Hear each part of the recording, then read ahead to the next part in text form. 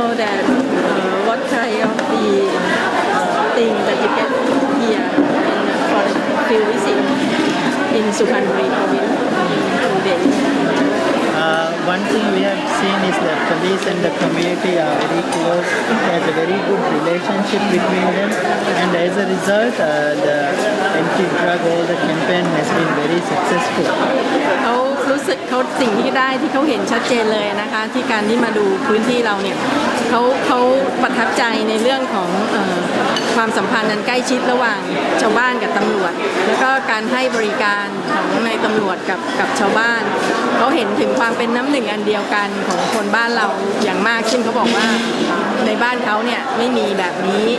คือเขารู้สึกว่าประหลาดใจมากที่แบบในตำรวจชั้นผู้ใหญ่อะไรเงี้ยก็ลงมาคุยกับชาวบ้านได้ในชุมชนโอเคแล้ว what is your objective for this visit For this trip, our objective is to see how the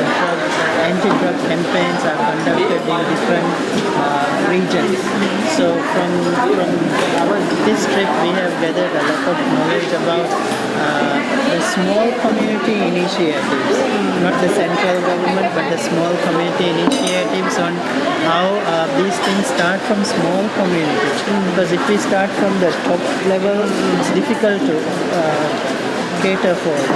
So our objective is to see how these things are managed at the very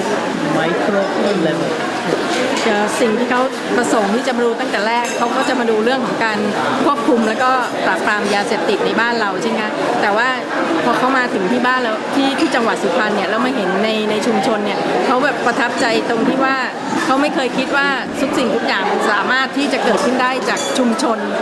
เพราะว่าบ้านเขาเนี่ยมันเกิดจากระดับรัฐบาลลงไปสู่ข้างล่างแต่ที่เนี่ยเขาแบบรู้สึกประทับใจและประหลาดใจมากเพราะว่าสิ่งที่เขาได้เห็นเนี่ยคือกลายเป็นว่าชุมชนนี่แหละเป็นคนที่ริเริ่มหรือว่าก่อตั้งแนวคิดต่างๆในการที่จะป้องกันควบคุมป้องกันแล้วหลังจากนั้นน่ะระดับบนหรือว่าระดับเจ้าหน้าที่รัฐบาลราชการเนี่ยค่ะค่อยมาช่วยซัพพอร์ตสนับสนุนในส่วนที่ขาดซึ่งอันเนี้ยทำให้เขารู้สึกว่าบ้านเขามันไม่มีแล้วก็เขาอยากจะเอาไปใช้ที่บ้านเขาอะนะนี่มันคือวัตถุประสงค์ที่เขาคิดว่าที่มาครั้งเนี้ยมันได้เกินกว่าที่เขาตั้งใจไว้ตั้งแต่แรก